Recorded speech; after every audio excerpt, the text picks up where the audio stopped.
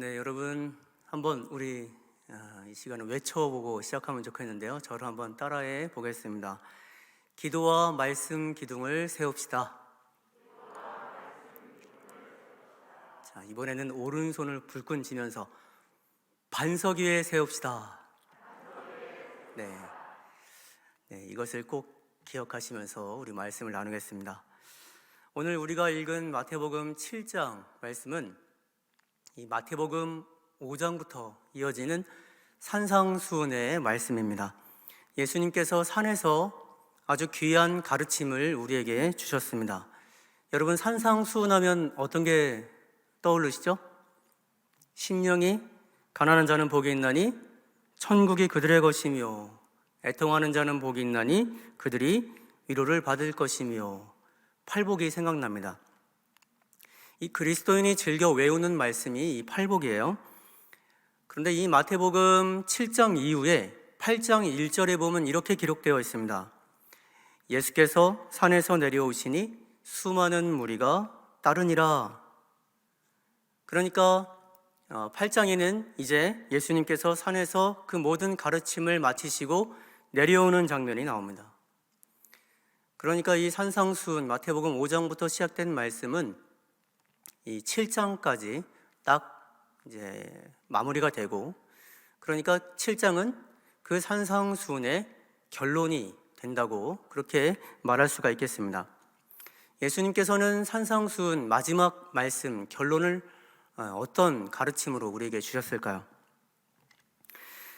24절을 보면은 한 사람이 등장합니다. 한번 볼까요? 그러므로 누구든지 나의 이 말을 듣고 행하는 자는 그 집을 반석 위에 지은 지혜로운 사람 같으리니. 여기서 한 사람이 어떤 사람입니까? 나의 이 말을 듣고 행하는 자, 한 사람이 등장하죠. 그리고 다른 한 사람이 또 등장하는데요. 26절 말씀을 함께 읽겠습니다. 시작.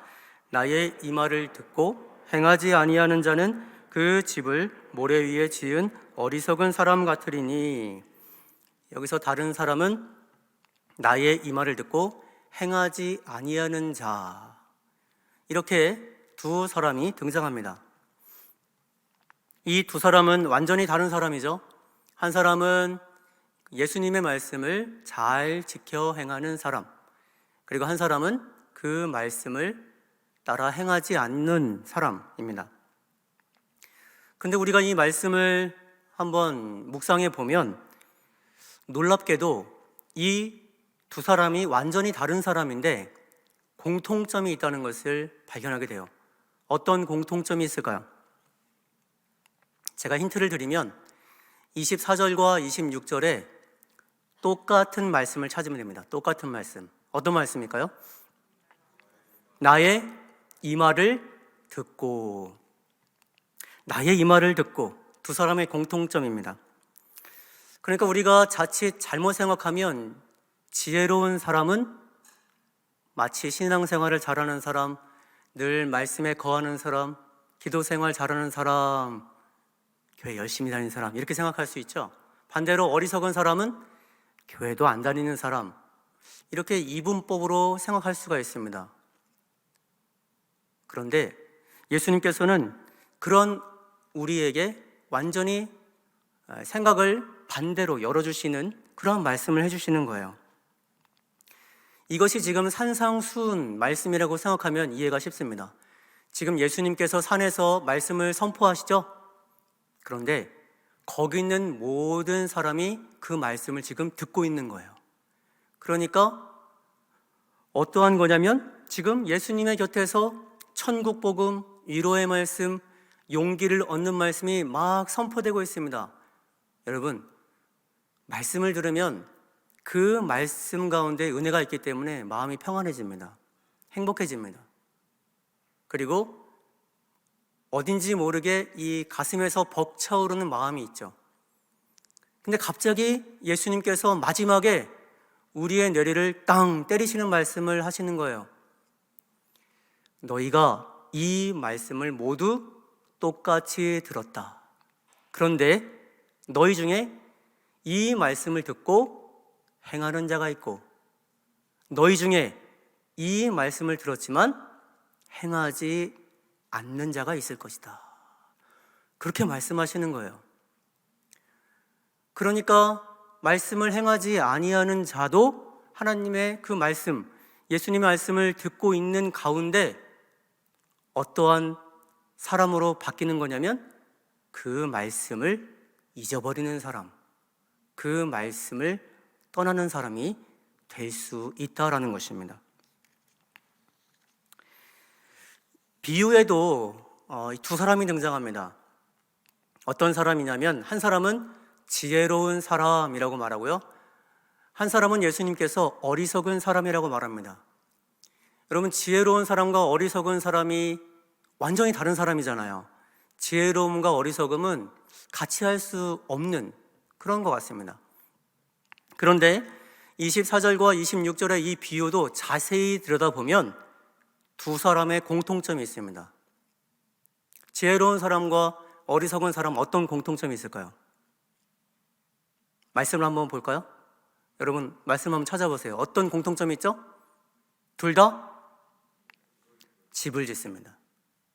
집을 짓는 공통점이 있어요. 지혜로운 사람도 집을 짓습니다. 어리석은 사람도 집을 짓죠.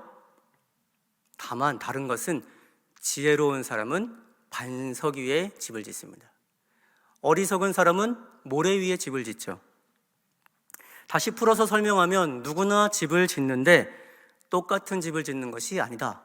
어떠한 사람은 튼튼한 집을 짓고 어떠한 사람은 아주 무너질 만한 그러한 집을 짓게 된다라는 것입니다. 그러면 여기서 이 말씀을 들은 우리는 갑자기 결단해야 되는 순간에 도달하게 됩니다. 나는 예수님의 말씀을 듣고 행하는 자가 될 것이냐, 예수님의 말씀을 들었지만 행하지 않는 자가 될 것이냐, 나는 반석 위에 집을 짓는 지혜로운 사람이 될 것이냐, 나는 그냥 모래 위에 집을 짓는 어리석은 사람이 될 것이냐, 이것을 선택을 해야 됩니다. 여러분, 나는 무너질 만한 집을 짓겠다. 손을 한번 들어보세요. 나는 무너질 집을 짓겠다. 아무도 없죠? 네, 졸다가 갑자기 들 수 있으니까요. 네, 조심해야 됩니다. 여러분, 다행히 모두 튼튼한 집을 짓겠다라고 결심하셨어요. 놀라운 결심입니다. 올바른 선택인데요. 이러한 사람을 예수님께서 뭐라고 하시냐면 제가 제목에다가 적었습니다. 제목을 한번 크게 읽어볼까요? 시작. 집을 반석 위에 지은 지혜로운 사람. 자, 우리가 이것을 선택했습니다. 이런 사람이 되어야지 이것을 다짐하시면 돼요. 근데 제가 이 제목을 조금 더 한번 나눠볼게요. 자, 이렇게 나눌 수가 있겠습니다. 집과 반석 위에와 짓다와 지혜로운 사람, 이렇게 네 가지로 나눠봤습니다. 여러분, 이 중에 어떤 단어가 눈에 제일 띄죠? 집. 네. 아마도 대부분 집을 선택하실 거예요. 왜냐면 여러분, 인생에 있어서 우리 최대의 고민 중에 하나가 뭔지 아십니까? 어떤 집에 사는가? 나는 집안을 어떻게 해놓고 살 것인가? 여기에 관심이 많습니다. 이 집의 의미를 조금 확장시켜 보면 우리는 평생 집을 짓고 산다고 할 수 있겠어요. 여러분, 새해가 되면 운동을 하죠. 러닝, 걷기, 헬스, 요가, 필라테스, 축구, 탁구, 배드민턴, 어마어마하게 많은 운동을 합니다. 운동을 한다는 것은 건강의 집을 짓겠다는 거예요. 새해가 되면 책을 많이 읽습니다. 인문학도 있고 다양한 신앙 서적도 있고 성경도 읽으시네요. 그것은 뭡니까? 내가 지혜의 집을 짓겠다는 거예요. 그리고 성경을 읽으면서 예배에 빠지지 않고 신앙생활 잘 해야지, 공예배도 빠지지 않아야지, 이렇게 다짐하는 것은 신앙의 집을 짓겠다라는 결심인 것입니다. 저는 여러분이 신앙의 집을 잘 지었으면 좋겠어요. 어떤 분은 내가 올해는 사업을 해봐야지, 사업장을 지으려고 하고, 나의 꿈과 그리고 나의 목표를 향해 달려가는 사람, 학업의 성취를 이루려고 하는 사람, 그러한 사람은 나의 꿈의 집을 짓겠다고 달려가는 사람입니다. 나는 이러한 집을 지어야지 이렇게 결심하시는 분은 벌써 이미 설계도가 준비된 사람이라고 할 수 있겠어요. 이제 좋은 위치와 쓰일 재료와 숙련된 일꾼과 그리고 어떻게 하면 좋은 집을, 내가 원하고자 하는 집을 지을까 고민하면서 세심하게 훌륭하고 예쁜 집을 지어가면 됩니다. 어떠한 분은 뼈대까지 세우신 분도 있을 텐데요. 아직 결심하지 않았다면 여러분이 설계도를 그려가면서 지금이라도 결심해 보면 좋겠습니다. 예수님도 오늘 말씀에 보면 이 건축학을 토대로 말씀하고 계시는 것을 알 수 있습니다. 25절 말씀을 우리 함께 읽어볼까요? 시작. 비가 내리고 창수가 나고 바람이 불어 그 집에 부딪히되 무너지지 아니하나니 이는 주추를 반석 위에 놓은 까닭이요. 아멘. 비가 오면 창수가 납니다. 어떤 집은 그런데 비가 나도 안 무너질 것이고 어떤 집은 무너진다라고 하셨고, 이 성경 말씀에 보면 바람 이야기도 나와요. 이 건축학을 제가 좀 자료를 찾아보니까 꼭 염두에 두는 요소가 있는데요. 그것은 비바람입니다. 특별히 이스라엘에는 이 비가 잘 내리지 않는 환경인데 광야이기 때문이에요. 다만 우기에 갑자기 비가 많이 내릴 때가 있습니다. 그러면 높은 산에서부터 물이 흐르기 시작하는데 그것이 하천까지 흐르게 됩니다.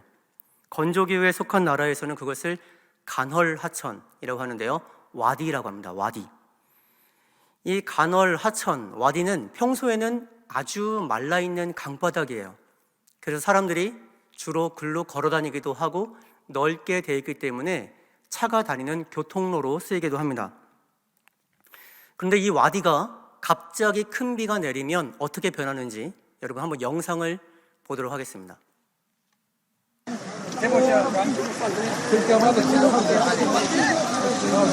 شوف اللعبة فؤاد حبيبي ركض عين اللعبة عين خمسة لوالد نصحى ما 30 والد شوف اللعبة انت شوف اللعبة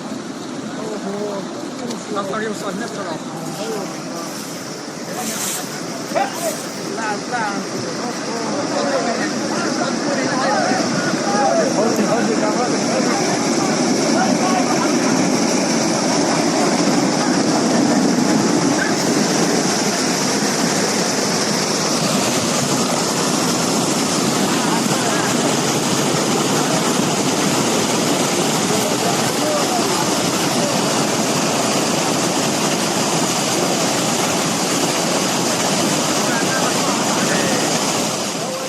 여기까지 보겠습니다. 여러분, 바로 저곳이 간헐하천 와디인데요. 평소에는 그냥 사람들이 다니는 그렇게 교통용으로 쓰입니다. 근데 갑자기 큰 비가 산에서 시작하면 그 물이 내리면서 모든 물이 모아지면서 순식간에 급류, 그리고 집도, 차도, 사람도 다 집어삼키는 아주 커다란 그러한 물이 됩니다. 이스라엘은 이 건조기후에 속해서 1년 365일 중에 며칠 비가 내리지 않습니다. 어떨 때는 가뭄이 심하면 1년 내내 비가 오지도 않아요. 그런데 어느 날 갑자기 비가 오면 저렇게 급류가 되는데, 저 급류를 본 상태에서 여러분, 산 위에 집을 지으면 얼마나 힘들겠어요. 대부분의 사람들이 에이, 비가 언제 오겠어?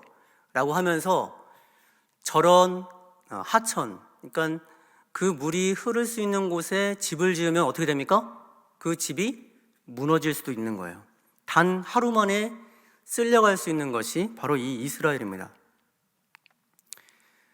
그리고 예수님께서는 바람도 이야기하셨어요. 이 건물을 지을 때 신경을 써야 할 것이 바람입니다. 요즘에는 이 초고층 건물을 짓잖아요. 과학이 발달해서 초고층 건물을 짓는데 가장 신경 쓰는 게 뭐냐면 바람입니다. 여러분, 바람이 별거 아닐 것 같지만 집을 높이 지을수록, 그리고 건물이 위로 올라갈수록 바람의 영향을 받습니다. 이 건물은 위에서 부는 바람이 굉장히 위험한데 이 건물에 이 바람이 부딪힙니다. 근데 이 바람이 어디서 불어올지 몰라요. 그리고 그 바람이 세게 부딪히는데 그 건물을 돌아서 뒤에는 어떠한 돌풍이 생기는, 앞에서 부딪히는 바람과 뒤로 돌아가는 바람이 그 압력이 달라져서 건물이 비틀리는 현상이 발생하게 됩니다. 그러면 건물이 순식간에 무너질 수도 있죠. 따라서 현대에는 고층 건물을 지을 때 그 바람을 견디기 위해서 디자인을 합니다. 예수님께서는 이 건축학을 토대로 이 말씀을 하고 계세요. 너희가 집을 지을 때 비바람을 견딜 수 있는 집을 지어야 한다. 그러면 그 비바람을 견딜 수 있는 집을 어떻게 지어야 하는가? 이것에 우리가 관심해야 됩니다. 튼튼한 집, 그리고 무너지지 않는 집 지으려면 방법은 딱 한 가지입니다. 예수님께서는 그것을 반석 위에 세우는 것이다 말씀하고 계세요. 반석. 여러분, 반석은 무엇일까요? 반석은 바로 하나님이십니다. 너희가 집을 지을 때 반드시 하나님 안에 지어야 한다. 너희가 건강의 집도 지으려고 한다면, 지혜의 집도 지으려고 한다면, 꿈과 비전을 향하여 어떠한 집도 지으려고 한다면 그 모든 집은 어디에 토대를 깔아야 됩니까? 어디에 기둥을 세워야 되죠? 하나님 안에 반드시 세워야 한다. 주님은 그것을 말씀해 주고 있는 것입니다. 25절 말씀을 우리 함께 읽어보겠습니다. 시작. 비가 내리고 창수가 나고 바람이 불어 그 집에 부딪히되 무너지지 아니하나니 이는 주추를 반석 위에 놓은 까닭이요. 아멘. 주추를 어디에 놓았죠? 반석 위에 놓았습니다. 여러분, 집을 지을 때, 우리 교회도 이 새 성전을 지을 때 이 단단한 집안이 나올 때까지 땅을 팝니다. 그리고 단단한 집안이 나오면 거기서 비로소 터를 다지고, 그리고 건물을 지을 때 그 반석에 주추를 세웁니다. 이 집안은 엄청난 무게를 견딜 만한 충분히 단단하고, 그리고 아주 깊이 뿌리를 내려도 든든한 그러한 집안을 반드시 찾아야 되는데요, 어떨 때는 건물이 높을수록 그 단단한 집안에 그 콘크리트 기둥을 박기도 해요. 그렇게 반석 위에 세운 집은 무너지지 않습니다. 오늘 성경에 나오는 두 가지 위기, 큰 비가 나도, 창수가 되어도, 그리고 바람이 불어도 무너지지 않을 것이다. 주님께서 그렇게 말씀하십니다. 그런데 아무리 멋진 집을 지었다 하더라도 그것이 반석 위에 세운 집이 아니라면 그것은 언제든지 무너질 수 있다는 것을 주님은 우리에게 알려주고 있는 것이죠. 이렇게 말씀을 하나씩 곱씹어보고 묵상해 보니까 결국 주님께서 하고 싶은 말씀은 무엇일까요? 이 산에서 가르치고 싶어하는 말씀은 너희가 하나님의 백성으로서 세상의 사람과 구별되게 살아야 된다. 빛과 소금의 역할을 감당해야 된다. 예수님이 가르쳐 주신 기도를 늘 묵상하며 기도해야 한다. 구제할 때는 남이 모르게 구제해야 하고, 그리고 주님의 자녀로서 착한 행실을 하나님께 칭찬받으며 행해야 된다. 보물을 이 땅에 쌓아두는 것이 아니라 하늘에 쌓아두어야 한다. 그것이 이 마태복음 5장부터 7장까지 그 이어진 말씀 안에 다 들어있는 말씀들입니다. 그리고 지금까지 베풀어 주신 주님의 은혜를 기억하고 하나님의 자녀로서 살아가고, 네가 지금 이 자리에 어떠한 은혜를 받고 사는 사람인지를 늘 깨달으며 하나님께 감사해야 한다. 주님은 그렇게 말씀하고 있는 것입니다. 때로는 우리가 반석 위에 세웠다고 자칫 방심할 때가 있습니다. 자칫 방심하면 우리가 세웠던 집이 무너질 수도 있는 것이죠. 신학자 폴 틸리가 쓴 책이 있는데요, 흔들리는 터전이라는 책을 썼습니다. 이 책은 설교집인데요, 그 설교한 것을 모은 책이에요.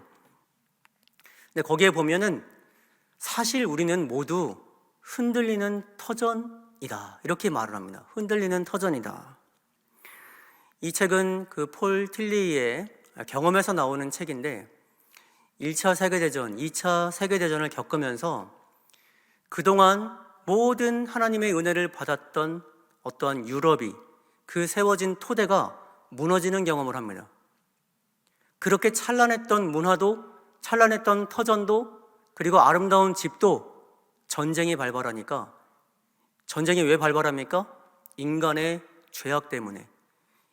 우리가 자칫 방심하여 인간의 죄 때문에 내가 저 땅을 침략해서 저 땅을 가져야지, 내가 어떠한 힘과 내가 가진 그러한 능력을 과시해야지, 이러한 생각이 들어오면 한순간에 전쟁이 발발해서 모든 것을 집어삼킵니다. 그럼 어떻게 될까요? 우리의 터전이 무너지는 것을 발견합니다. 그러면 깜짝 놀라게 되죠. 우리는 하나님의 은혜 가운데 세워진 사람인 줄 알았는데, 우리는 아무리 해도 넘어질 것 같지 않은, 무너지지 않을 것 같은 그러한 집을 세웠다라고 자부했는데, 왜 이 집이 무너졌지? 왜 이 집이 무너졌지? 이렇게 생각을 하게 됩니다. 그런데 폴 틸리는 이렇게 말을 하죠. 흔들리는 터전을 발견한 후에 우리는 우리의 모든 존재를 품어주시는 하나님을 비로소 발견하게 된다. 흔들리는 터전을 바치고 있는 하나님을 만나게 된다는 것이죠. 여러분, 우리가 아무리 건강을 자부해서 건강하다고 건강해질 잘 지었습니다. 내가 지혜를 쌓았어요. 책도 많이 읽었습니다. 누군가를 가르칠 만한 지혜의 집을 쌓았어요.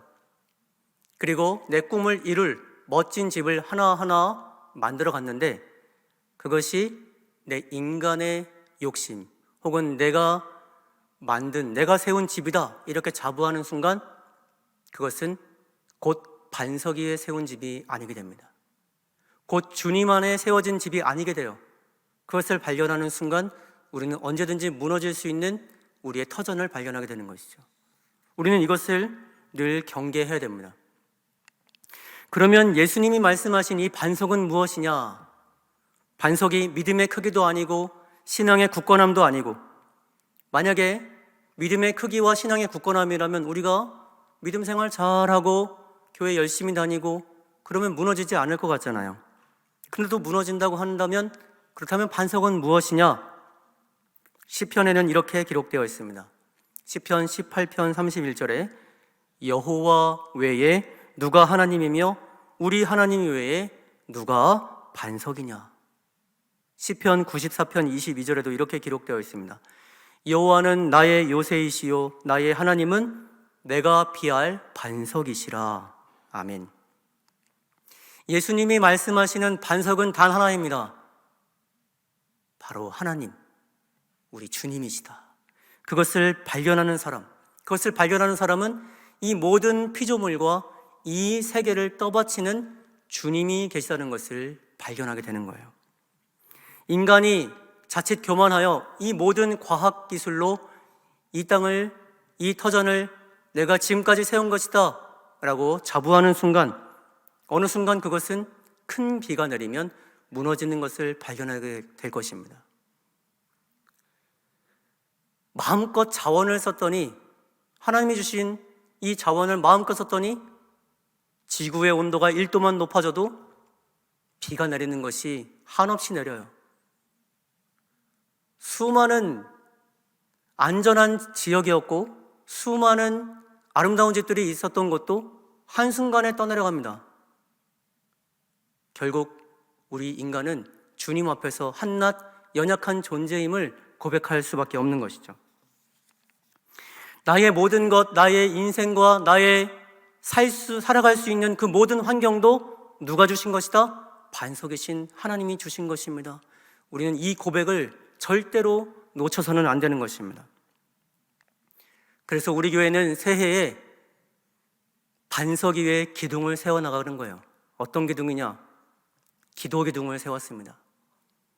주님 안에 이 모든 것, 우리가 하나님의 은혜로 베풀어지는 그 모든 것 하나하나가 우리가 주님 앞에 기도함으로, 주님께 나아감으로 얻게 되는 것입니다. 기도 기둥을 반석 위에 세운 거예요. 그리고 우리는 지금 어떤 기둥을 세우고 있습니까? 말씀 기둥을 세우고 있습니다. 하나님의 말씀으로 우리가 세워지지 않으면 우리는 언제든지 무너질 수 있는 연약한 존재입니다 라는 것을 반석 위에 세워나가는 거예요.